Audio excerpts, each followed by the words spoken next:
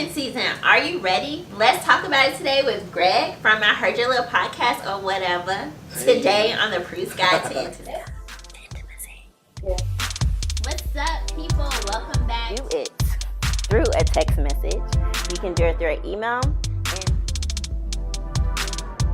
what is consent even?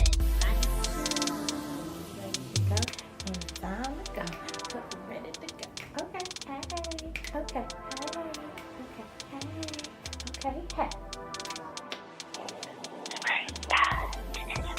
Welcome back to the Prue's Guide to Intimacy. I'm your host, Amanda, and today I have a very special guest with me, Greg from I Heard Your Little Podcast or whatever. Hey. That's right.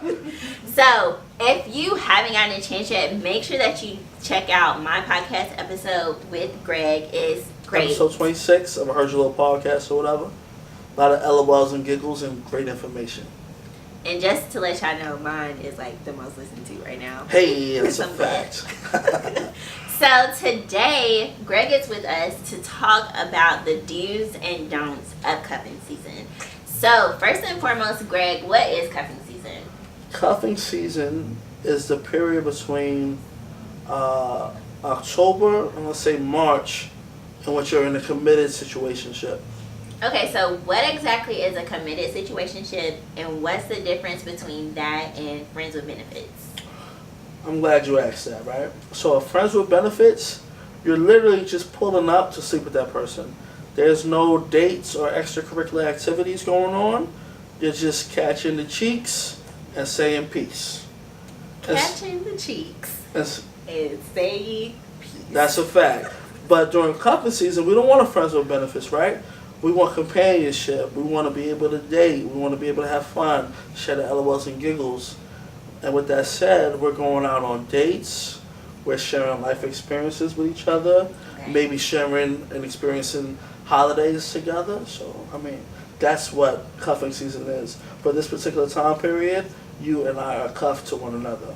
Okay, so let's talk about, so for this time period, right? Mm-hmm. So is this a temporary situation?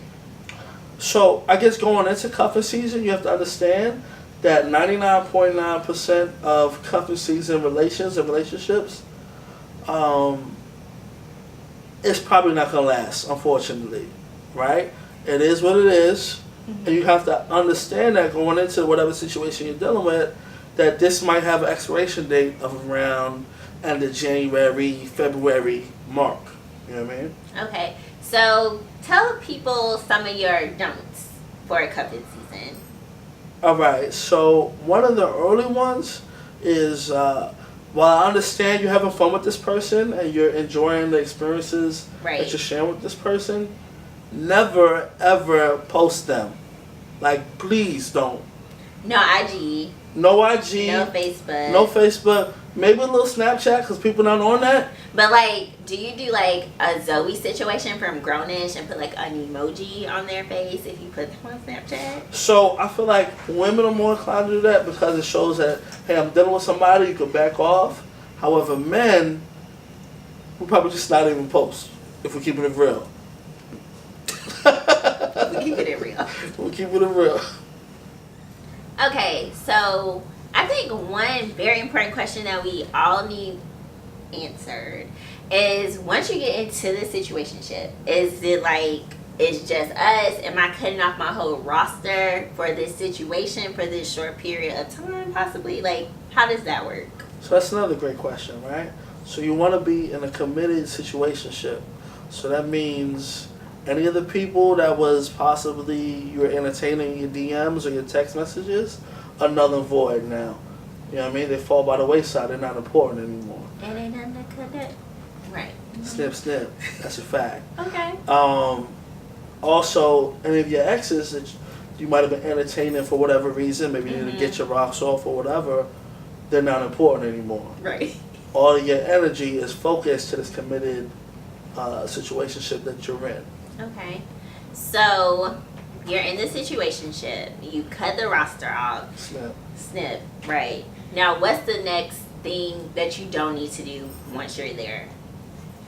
So, one of the big factors in there is never get too comfortable because while you might understand the situation, you don't know where their headspace is at.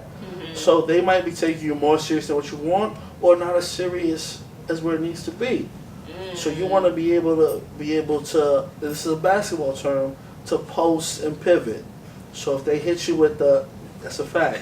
Listen, I see it. I see it. If they hit you with the, hold on, this is a little bit too much than what I'm interested in, you could pivot away from that. And if it's more than what you need, you could post up and be like, hold on, relax. Block. Relax. Exactly. So really what people need to do, they need to be super honest about their feelings. Exactly. Communication is key in a proper cuffing season relationship, right? Okay. Like, you need to be aware of each other's expectations, and that can be a fluid kind of situation, right? Like, if y'all meet in September, your feelings in October might be different than your feelings in November. You know what I mean? So, okay, November, Thanksgiving. Mm-hmm. So let's talk holidays. Holidays are like a big deal. So For a fact. Situationships are a committed thing. So should the expectation be there for like Thanksgiving dinner? So, given the how new the situationship is, if y'all met in August, September, and are started dating for real in October, like exclusively in October, okay, then you probably don't want to bring them to your Thanksgiving dinner because A, you already know this probably has a time frame, an expiration date, and B, you don't know the seriousness of this just yet. Like, it's still a month in, it's still early, right? Right, and my thing too is you have to be careful about who you bring around your family, because I feel like once you bring people around your family, it's like every time they see you, they're like, oh, how's so and so doing, right? Exactly. And you're like, And if you know there was a temporary thing, why would you want your family still bringing them up? Right. Mm-hmm. Right. So Thanksgiving, I probably wouldn't do anything with. However, if you bring them a plate, that gesture alone, I'm be like, oh, she was thinking about me on Turkey Day, for real. Oh, she was thinking about. Shout out to all the Jones that bring a plate. I like that. Bring me a plate. Hey, ain't this like a good hot plate? For real. Because you know the food was cooked with love, so I'm feeling that. And then like she made the plate with love. Oh yeah, and you know her family was probably asking, "Who you making that plate for?" And she's like, "Yeah, just, for a fact." You know, I feel you. So, what are some other things that you feel like people should think about? Well, just stick with this holiday theme.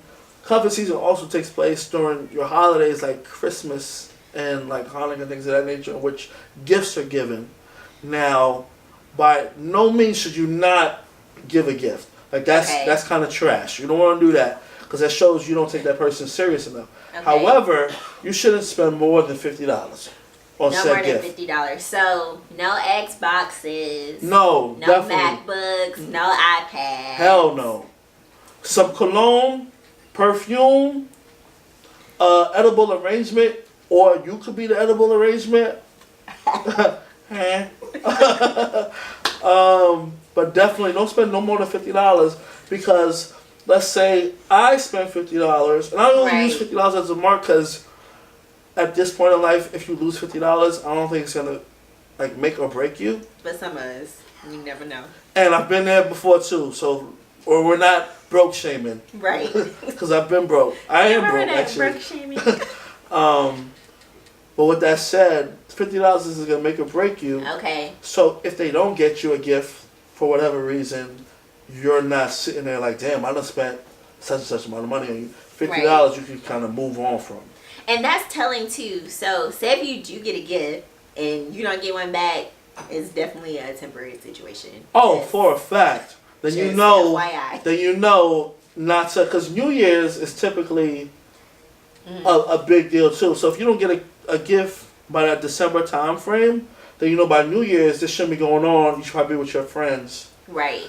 And that goes into the next don't. Do not neglect your friends. For whatever reason. You could be sharing LOLs and giggles with whomever you've met during this cuffing season period. Right. However, your friends have been there through the lows and the highs. Don't neglect them. You know what I mean? Friends are important. For a fact. And they read people really well, especially if you don't have hating friends, right? Definitely. And they can let you know, like, if you're in it way too much, then you need to be, your good friends to tell you, like, don't forget, this is a situation. Exactly. And not a relation. They'll keep you grounded, keep you in that sense of reality. Because some of us can kind of get caught up in the whole spectacle of everything with, oh, this is a relationship and whatnot, when, you know, it really is a temporary situation. Okay, so let's talk about preferences really quickly. Mm-hmm. So what are we looking for, or the people out there, because I'm in a relationship. So what are the people... Thank you. Come Shout on. out to my boo. Holla at me. Hey, boo. My IG name will be somewhere. It'll be, we'll have it for you all. DMs are open. So when we're talking preferences, is this something that she should talk about up front? Like, this is what I expect, and this is what I'm not expecting. Well, of course, there's that conversation that you should have, obviously. But if you connect on that level already, okay. Preferences will more be like, you know you're going to be spending a majority of your time with this person. So let's say I'm in the horror movies, here in the comedies. Right. Couple seasons of Netflix and chill. Definitely. You know what I mean? That's that aura you're going to be in. We're going to make sure we have the same, you know what I mean? Or be able to accommodate one another. Right. Or thinking about what you like to eat and different Definitely. things like that. Okay. Like, I'm allergic to seafood, so be mindful of that when you hop and set DMs. Wink, wink. LOL. So preferences are like, they're just important. Like with any, like even if your cuffing season moves past situationship. Definitely. Because it's a great time to get to know somebody. Exactly. And that's what you're doing. You're getting to know somebody during that time period. Right. And then if after the cuffing season mark, let's say after Valentine's Day or after February, you guys still realize you're interested in one another, you know a good deal about each other. Right. That's when you know maybe this is eligible to take the next step and become a full-fledged relationship. Keep that in mind. Okay? For a fact. Rewind it and watch it. Because anytime during that, let's say you want to see somebody else or he wants to see somebody else or whatever, that's still eligible because while you're in a committed situationship, you're not in a relationship. Anything can happen. Right. So before we sign off, I have one more question. So it's a situationship. What happens if somebody else catches your eye during cuffing season? Post and pivot.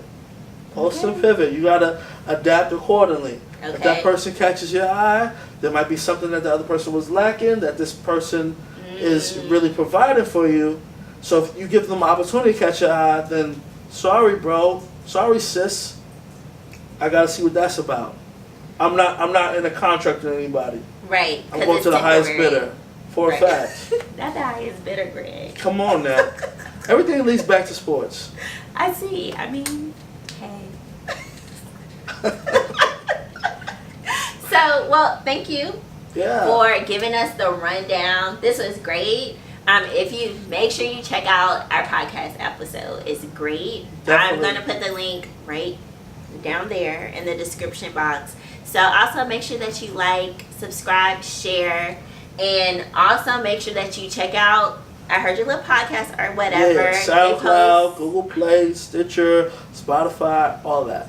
And how often do you all post episodes? Every Monday, bright and early. Start your week off with some shenanigans. Yes, so that's it for today's episode of Priest Guide to Intimacy. Thank you again, Greg, for joining me. Hey. And I'll see y'all next time.